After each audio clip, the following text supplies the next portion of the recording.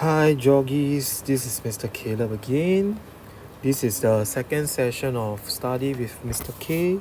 Today we're gonna do GEL topic 2. Alright, the last Study with Mr. K we touched on topic 1. We touched on a few things, the relationships between people and nature, the spatial association and scales, how our town being organized in the neighborhood. Alright, so those are the things that we have touched on. For topic 2, is on sustainable development, right? And for sustainable development, it is important to note that this is all applicable to all your other chapters. So this chapter gives an insight as to, on a scale of neighborhood, how can sustainability be achieved in terms of different sustainable achievement. Alright, and I'm not sure about you. Whenever I start this sustainable development topic, I will always show my students the SDGs, the Sustainable Development Goals. Alright, and these are the Sustainable Development Goals that the United Nations has come out, and there are 17 of them. Alright, so do not be alarmed, because I'm pretty sure this is not the first time that you're looking at these goals. There are in total 17 of them. Each sustainable solutions should look into solving one to at least one of these goals. Perhaps not solving, but improving the situation. Alright, so there are 17 of them, and a lot of times when we talk about sustainable goals, we are also talking about how development in a country is. Where do they start? Alright, and the standard of living is a way that we could really evaluate where a country is. So if you look at the standard of living is actually calculated usually by GDP. GDP stands for gross domestic product, and for let's look at some data of the world. Let's just go to some data. Alright, and this is data by GDP by the world. So you can see there are quite a number of data that's being provided.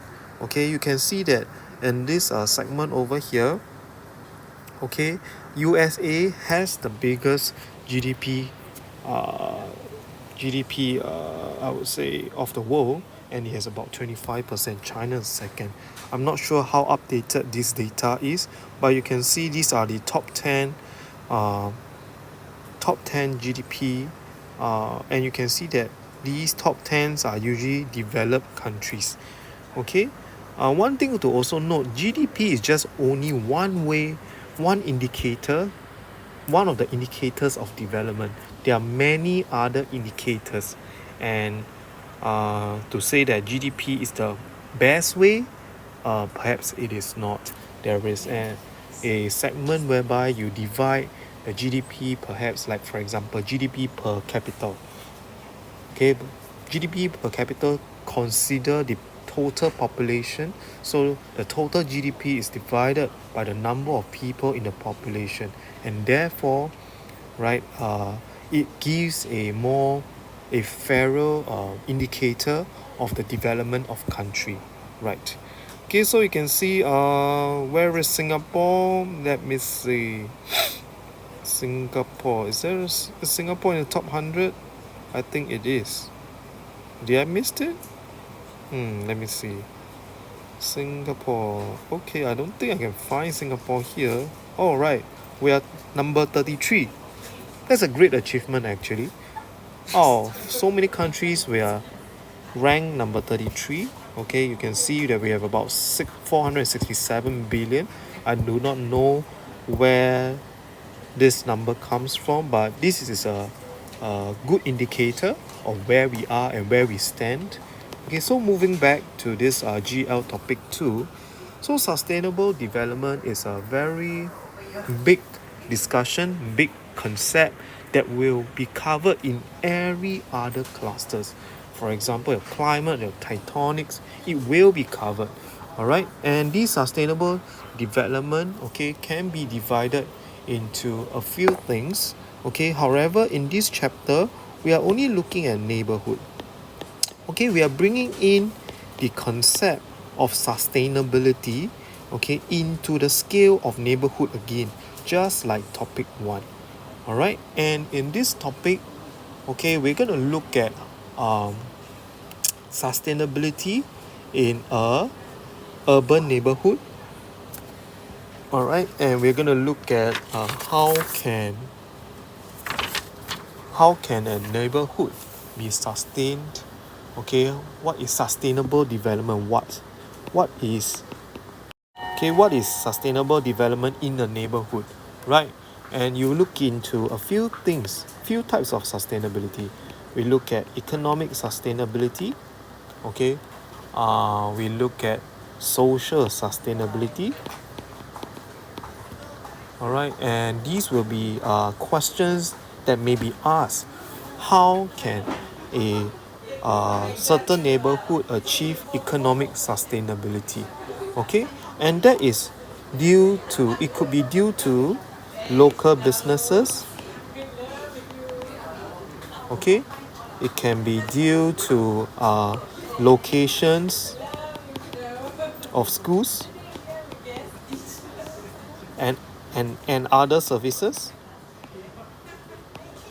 All right, and there could be transport, so on and so forth, to keep to keep the cost of transportation low. Next, we talk about social sustainability.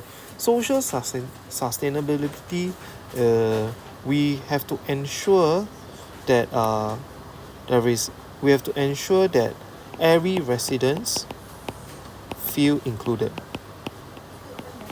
Okay, that is very important. Okay, in order for a town or for a neighborhood to be sustainable, the residents have to have a sense of place, have a strong sense of place in the certain urban neighborhood. All right. Okay, so some students actually feedback and told me that, hey, Mr. K, how come this is low population density as compared to economic, whereby there should be a huge population density to support the local businesses, so on and so forth, to support this, to achieve economic sustainability. But on the other hand, for social, why is it that it has to be low? Okay, so don't be confused about this. This low population density, we are talking about neighborhoods. Okay, we are talking about small neighborhoods, like for example a few blocks, so on and so forth. It is kept small because these will increase the interactions between the residents. And then of course, how do we increase interactions between them? This is done by introducing activities. It is done by introducing workshops, so on and so forth, right? So that is that. So an example to support that is the residents network that is shown in your guidebook. So that is social sustainability. And next, we also look at environmental sustainability. For environmental sustainability, there are a few things. Firstly, we need to have ample protection. That is protection of nature.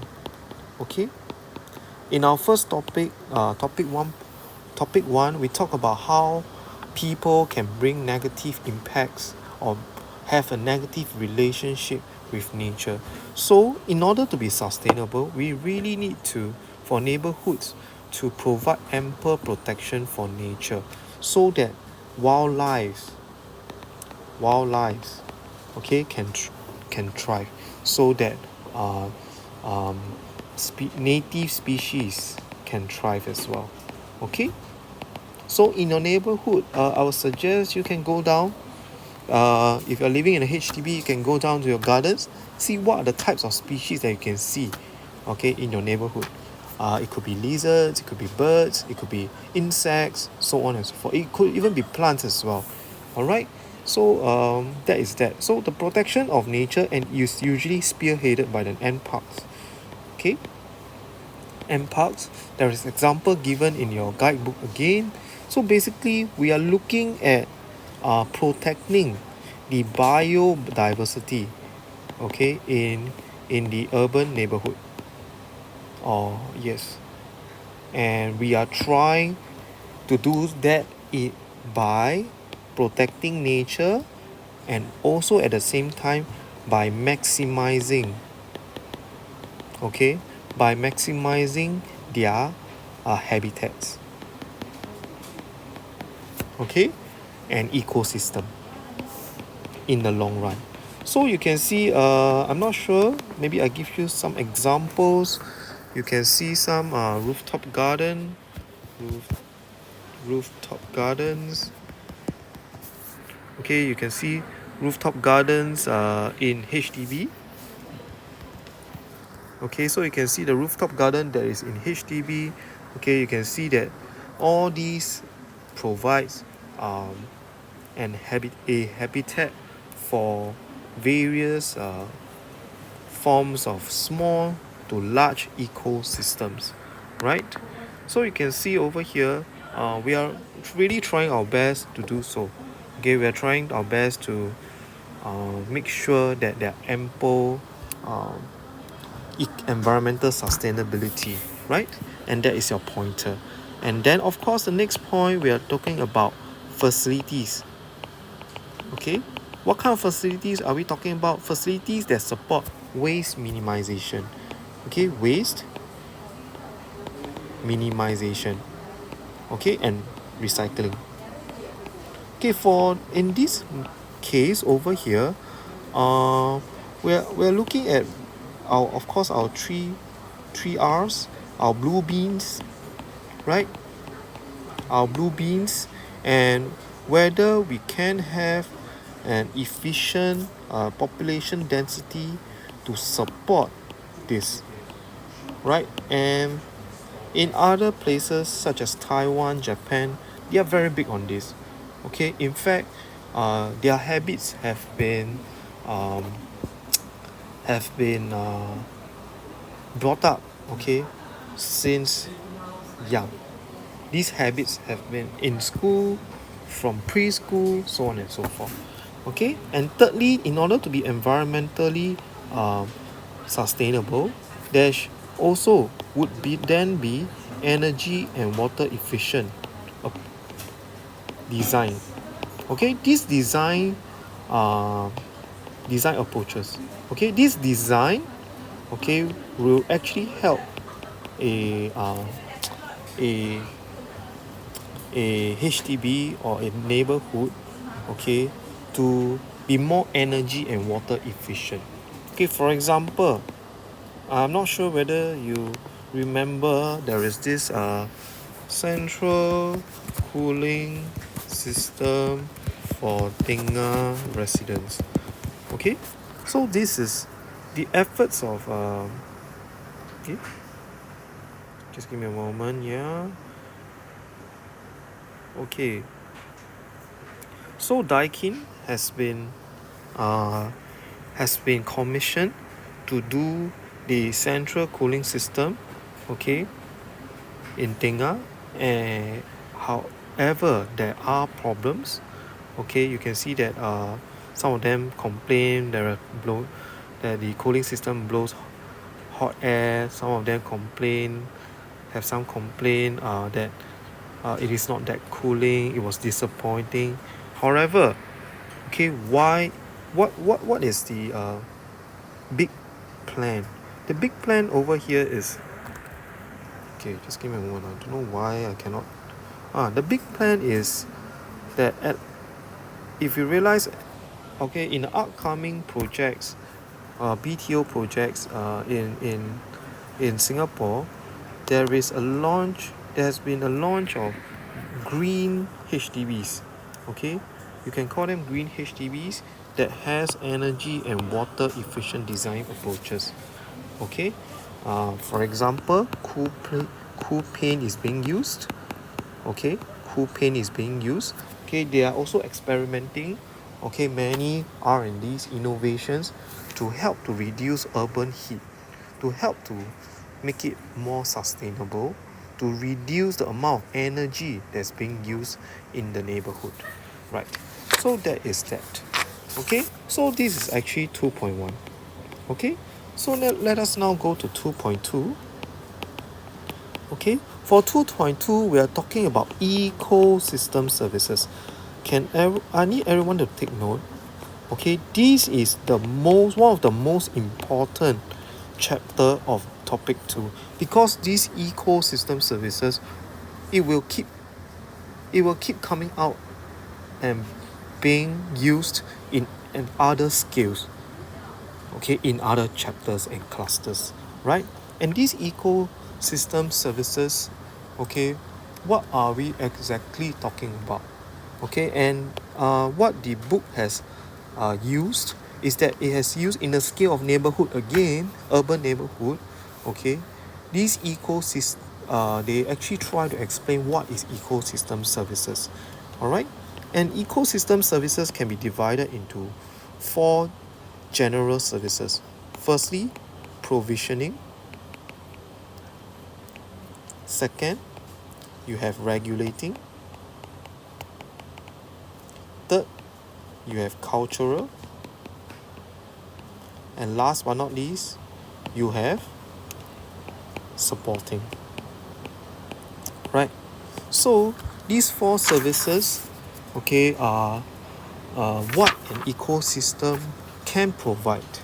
Okay, and these ecosystem services also explains the relationship, okay, between people and whichever context we are talking about, okay, people and nature, so on and so forth, right? So ecosystem services in an urban neighborhood, okay, there are 4 types, right? So let us now go through the few things. Okay, for provisioning ecosystem services, it is the literal meaning. Okay, it provides, basically, the key word over here is provision, right? It provides what do we provide? It provides tangible resources.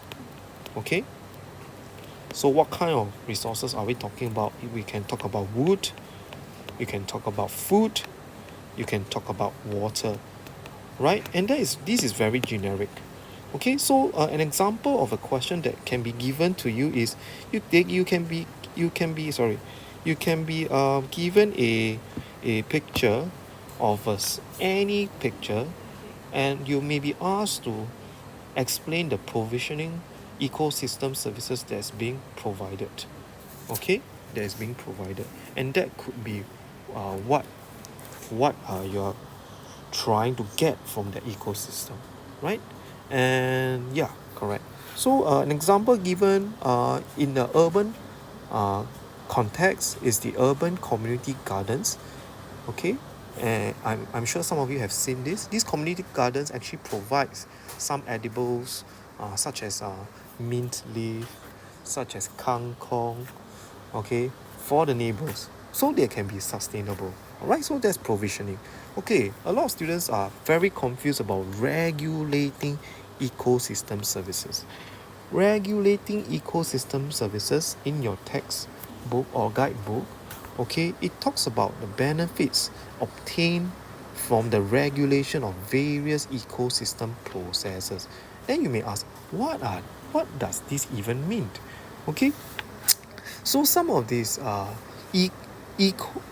services, such as climate regulation, disease outbreak regulation, flood regulation, okay, these ecosystems actually work together to ensure that ecosystems are functional, clean and sustainable. So what are we talking about? We are talking about climate regulation. Okay, the example given in your text is really how trees can lower surface and air temperature. Okay, that is provided by trees.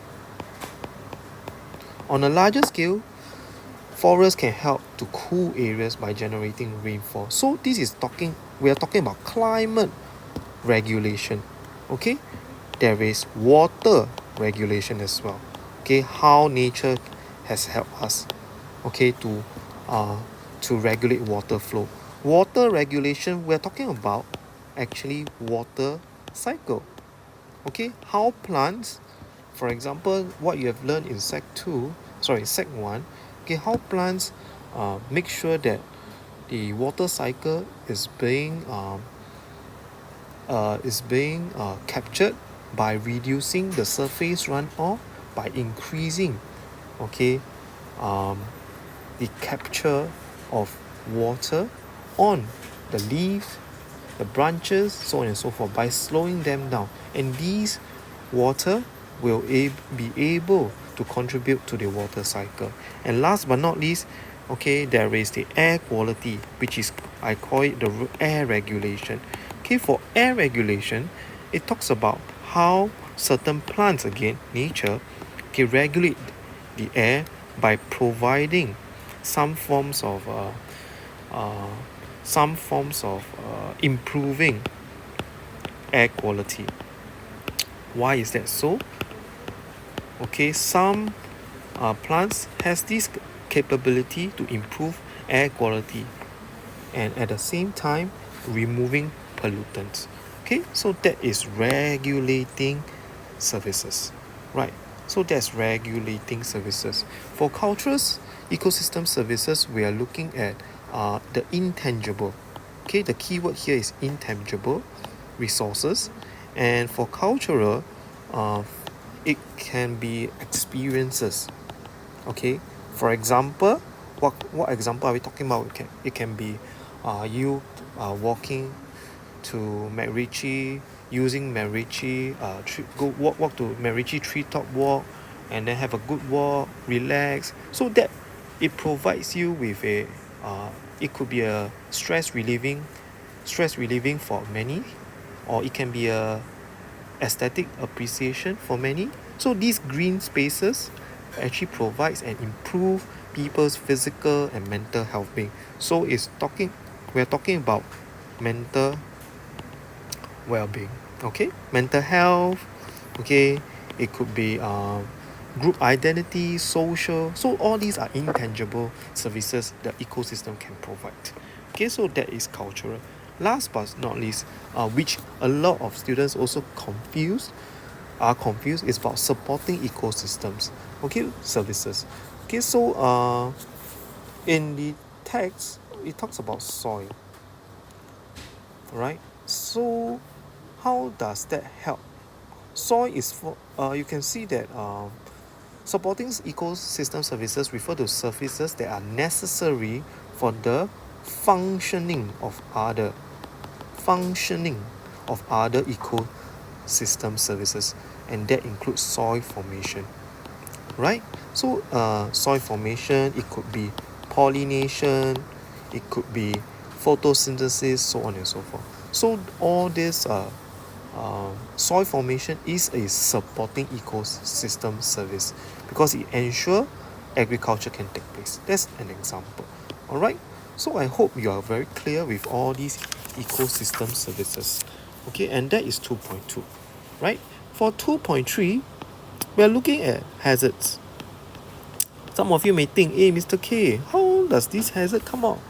Why do we need to learn the hazards? Okay, so for hazards, why are we talking about that? Is because there needs to be an understanding that there are hazards in an